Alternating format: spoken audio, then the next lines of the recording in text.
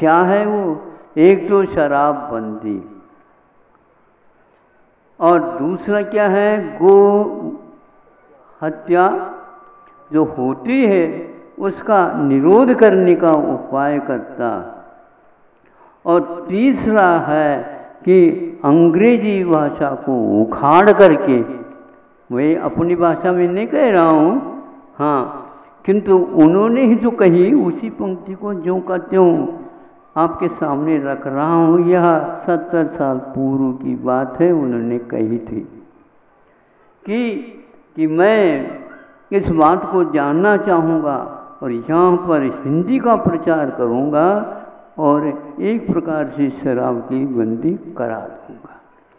यह यदि मैं तानाशाही नेता होता हूँ तो हो सकता, मतलब उस समय उन्होंने ये कहा था कि कांग्रेस के माध्यम से अब यह राज चलने वाला नहीं है, क्योंकि अब कांग्रेस की कोई आवश्यकता नहीं, कोई दल से मतलब नहीं, सिद्धांतों से। ध्यान रखो, सिद्धांत की वो पक्के समर्थक रहते थे। किसी व्यक्ति या पार्टी की आलोचना करना उनका कार्य था ही नहीं। उनकी दैनिक चर्याओं से और उनके लेख और वक्तव्यों से ये अभी तक ज्ञात हो जाता है, उनका किसी एक व्यक्ति से नहीं किंतु राष्ट्र से मतलब रहता था। राष्ट्र में रहने वाले कोई भी पार्टी वाला हो, किंतु वह जनता के रूप में है। जनता का भला करना प्रत्येक नेता का काम है। इसलिए मैं यदि एक नेता हो जाता, कैसे नेता, उस नेता का वो नाम दिया कि जो उस कोमलता के साथ कर्म करें तो नहीं हो सकेगा। तो ऐसा मैं नेता होता तो निश्चित रूप से 3 बात को कर लेता। आज तक उसका उपयोग कहीं भी नहीं किया गया है। थोड़ा सा अब कुछ लग रहा है पौ फटती सी, कल नहीं परसों या कल ही सुनी थी, आप भी दूर से आए, सुन लिया होगा, पढ़ लिया होगा, या गर्मी में मतलब की बात पढ़ते होंगे, वो भी बात पढ़ लिया हो तो देख लो, दूसरे के सामने भी रख देना। महाराष्ट्र में एक बहुत अच्छी बात जो उनकी उन 3 बातों में से एक का समर्थन उससे होता है, वह ये कहा गया है कि महाराष्ट्र में विदेशी भाषा नहीं किंतु देशी भाषा, जो महाराष्ट्र राज्य है तो उसमें मराठी चलती है और प्रायः जितने भी सरकारी कारोबार चलते हैं उसमें उसी मराठी भाषा का ही प्रयोग होगा और उस स्थान पर इंग्लिश का प्रयोग नहीं होगा। और इसी के साथ साथ जहाँ उच्च न्यायालय आदि हैं वहाँ पर भी घोषणा पत्र जो होंगे वह भी बनती कोशिश बहुत जल्दी वह भी मराठी भाषा में होंगे। उसके साथ साथ हिंदी का भी उपयोग किया जा सकता है किंतु विदेशी भाषा का उपयोग नहीं।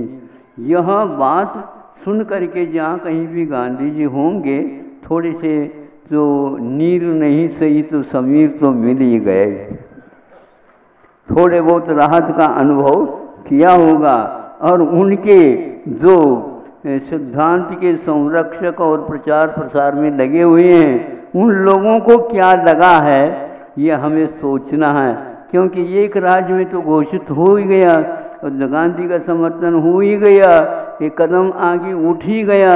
एक कदम उठना के उपरांत दूसरे कदम उठाने में ज़्यादा देर नहीं लगना चाहिए और ये क्रम से यदि होता चला गया तो वह एक प्रकार से राजा की नहीं किंतु राष्ट्र की हित में है ये।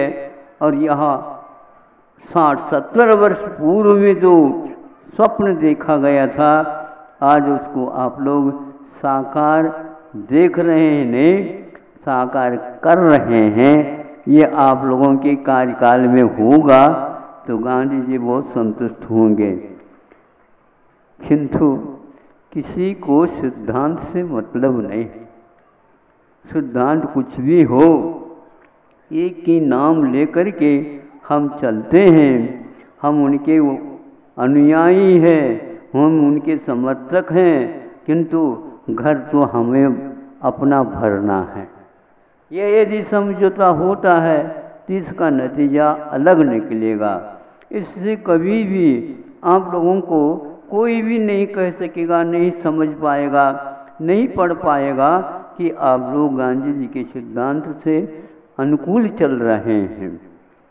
सिद्धांत बहुत बड़ा होता है, उसके लिए कि कोई लिखने की इत्यादि की आवश्यकता नहीं और ऐसे ही प्रयोगों की आवश्यकता होती है।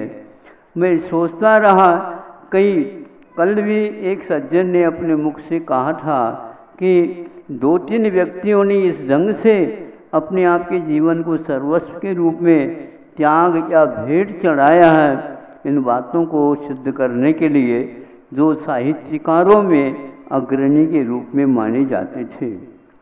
ये ध्यान रखना है, अपने यहाँ भारत में कभी भी किसी की जय जयकार आदि हो जाते हैं तो या तो साहित्यकार आता है या श्रवण आता है, अथवा कोई नेता जो राष्ट्र के हित में, संस्कृति की रक्षा में और राष्ट्र की अखंडता के बारे में अपने सूझबूझी नहीं, एक विचारी नहीं, जीवन को ही समर्पित करता है। पहले नेताओं की पहचान जीवन को समर्पित करने में होता था। जैसे साधु लोग एकाध बार भोजन करके उनके जीवन में कोई और स्वप्न नहीं होते, संस्कृति को और प्रचारित कर देना, विस्तार रूप देना और संसार को ही सुखी बनाने के लिए इन सूत्रों का उपयोग करना। भारत एक ऐसा राष्ट्र था जो विश्व गुरु के रूप में प्रसिद्धि पाई थी, किंतु आज उसके पास कोई रिद्धि नहीं, कोई सिद्धि नहीं, कोई प्रसिद्धि नहीं, क्योंकि पूरा का पूरा इतिहास लुप्त प्राय हो गया है। इतिहास के ऊपर ये सब बातें होती हैं, किंतु आज शिक्षण प्रणाली ऐसी आई, इतिहास की कोई आवश्यकता ही नहीं समझते।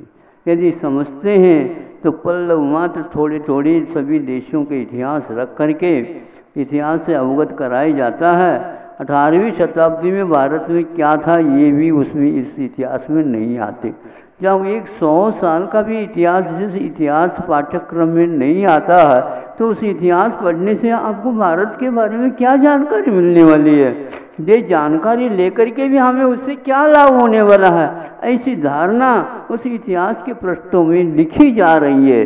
इसलिए केवल साइलेंस, यदि सब भाषा साइलेंस हो गई तो केवल इंग्लिश जो है साइंस के माध्यम से आगे बढ़ रही है। भारत की पहचान साहित्य के द्वारा होना कठिन हो गया, नेताओं के द्वारा भी नहीं हो सकता, पार्टियों के माध्यम से भी नहीं हो सकता, विद्यार्थियों के माध्यम से तो हो ही नहीं सकता, क्योंकि विद्यार्थी विद्या अध्ययन कर रहा है आप लोगों के कहने के अनुसार, और उसे क्या मिल रहा है ना आपको मालूम है ना नेताओं को मालूम। उनको तो केवल करना है। तो ऐसे वे अपने समर्थन देते देते जा रहे हैं। हम जहाँ कहीं भी बिहार में मुकाम होता है हमारा शाम का, तो वहाँ पर कोई महाविद्यालय मिलता है अथवा विद्यालय मिलता है, और सुबह यदि चर्या होती है भोजन की तो उस समय में भी यही है, विद्यालय मिलता, महाविद्यालय मिलता है, और आकर के कह देते हैं महाराज ये महाविद्यालय है और इंजीनियरिंग है, इसमें ऐसा ऐसा यदि मान लो आप चाहते हैं तो हम प्रतिभाशाली के लिए देने के लिए तैयार हैं। तो हमने सोचा भैया प्रतिभाशाली के साले ये यदि मिल रही है, वैसे मन में सोचता मुफ्त भी मिल जाए तो नहीं देना चाहिए।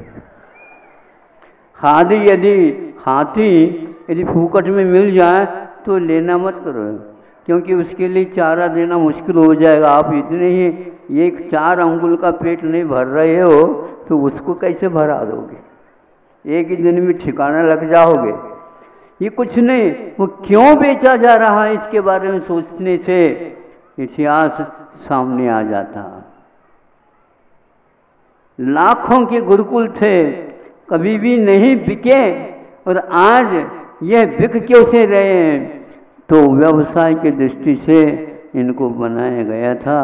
अब व्यवसाय के आधार ही टूटते नजर आ रहे हैं, और इसमें कितने 1 लाख नहीं, 1 करोड़ नहीं, 100 करोड़, 2 300 करोड़ जब व्यय होता है, तब कहीं जाकर के एक इंजीनियरिंग कॉलेज बन जाते हैं।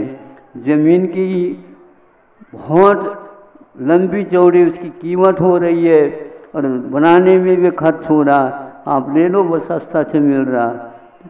भैया महाविद्यालय में हम विद्यालय 303, 4 से 5 से 6 से कक्षा से लेकर के 12वीं कक्षा तक कैसे कहाँ पर बिठाएंगे? जहाँ 100 विद्यार्थियों को एक कक्षा होती है, उसमें तो हमारा पूरा विद्यालय ही गायब हो जाएगा। तो नहीं, सोच करके हैरान होता है। वो इसलिए बेच रहे हैं, आगे जाकर के मुफ्त भी बेचना चाहें तो भी उसके लिए घाटा पड़ेगा। केवल नेताओं के माध्यम से उसके लिए परमिशन मिल गई, अनुमति मिल गई, और आप लोगों ने खड़े कर दिया। क्या करना है, उद्देश्य गायब हो गया। केवल व्यवसाय की दृष्टि से विद्यालय, और उस समय अध्यवसाय की दृष्टि से गुरुकुल चलते थे। क्या अध्यवसाय था कि आत्मा का उद्धार कैसा होगा और रास्ता हमारे लिए कौन सा मिलेगा, इन विद्याओं के माध्यम से मिलता था। आप लोग सब भूल गए, कैसे भूल गए पता नहीं। जैन समाज में स्वाध्याय चलता था, उस स्वाध्याय और पाठशाला के माध्यम से अपने आप इतिहास सामने आ जाता, लेकिन पाठ्यक्रम में कोई पुस्तिका छप करके आ जाए तब बहुत कठिन होता। आज गांधी जी ने क्या क्या कहा, क्या क्या चालू किया था, ये तक इतिहास नहीं मिल पाता, क्योंकि उससे हमारा कोई प्रयोजन सिद्ध नहीं होता। इस प्रकार यहाँ इतिहास भी समाप्त, और भविष्य तो जो है सो है। जो वर्तमान में है वही भविष्य के ऊपर छाप पड़ने वाली है। आप क्या करना चाह रहे हैं? इसलिए आप पुण्य पुरुषों को याद कर रहे हो। गुरु जी की पुण्यतिथि कल नहीं परसों 2 दिन तक होगा। उसके बारे में विद्वान लोग उनके साहित्य के माध्यम से चिंतन आदि गोष्ठी आदि के रूप में रखा गया है। किंतु इतने गर्मी में आप आएंगे, सुनेंगे, उससे क्या समझ में आएगा? नहीं भी आएगा तो कहाँ से आ रहे हो? तो हम महाराज जी के पुण्यतिथि मना करके अरे कौन महाराज जी थे? तो ऐसे ऐसे थे। और वो बनारस के विद्वानों से उनका क्या संबंध था? ये इतिहास अपने आप धीरे धीरे आता चला जाएगा और खुल जाएगा। वह बनारस काशी माना जाता है जहाँ पर छोटे के विद्वान हजारों नहीं लाखों तैयार होते थे। गुरुजी उस समय इस प्रकार के अध्ययन किए हैं, और आज भी वह परंपरा जीवित है बनारस के उन विद्वानों के, और उस संस्कृत अध्ययन अध्यापन और प्रकाशन आदि आदि के माध्यम से वो अभी भी जीवित है। ये आप लोगों को कल उनके आए हुए हैं उनके भाषा इत्यादि के माध्यम से समझ में आ जाएगा, और आपको अतीत की कुछ बहुत कुछ नज़रियाँ सामने आ सकती है। और यदि वह आ गई, आपकी प्रतिभा सोचेगी उसका और इसका क्या तुलना की जा सकती है, इन दोनों के बीच में क्या अंतर है, कौन सा अच्छा कौन सा बुरा, कौन सा उपयोगी कौन सा दुरुपयोगी आदि आदि के बारे में अवसर प्राप्त हो सकते हैं। विद्वानों में यह तो निश्चित हो गया, लगभग लग रहा है कि विद्या के बारे में, शिक्षा के बारे में परिवर्तन अनिवार्य है। वह परिवर्तन में समय लग रहा है, क्योंकि कोई भी नदी है, बड़ी नदी है, और वह मोड़ उसको देना है तो एकदम नहीं दिया जा सकता। यदि मोड़ देते हैं तो करोड़ों ने अरबों खरबों खर्च होते हैं, तब कभी यहाँ उसमें बांध बनती है। इतिहास का भी ऐसा ही होता है, भाषा का भी, अध्ययनों का भी यही एकमात्र सिलसिला चलता है। उसको मोड़ना है। मोड़ने के लिए ऐसे स्तंभों की आवश्यकता है। ये नहीं भी है, थोड़े से उसको धीरे से मोड़ दो।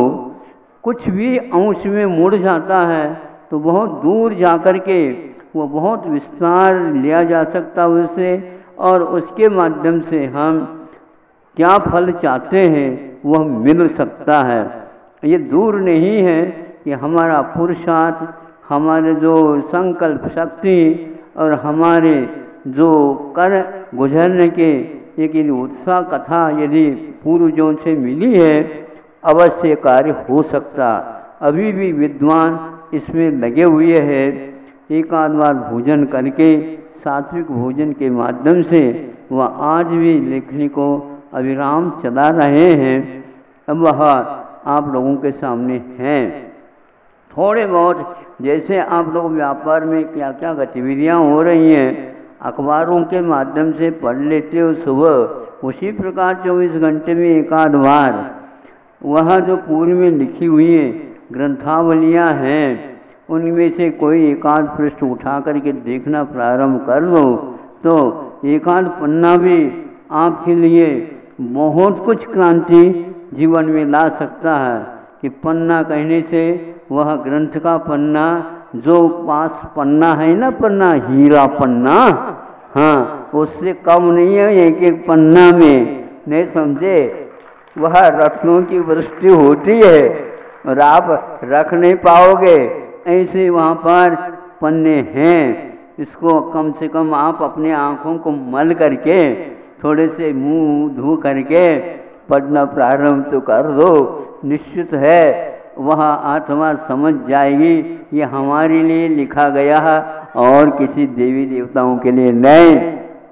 देवी देवताओं के लिए कभी भी ग्रंथ लिखा नहीं जाता है, उनका उपयोग भले ही कर लिया जाता है।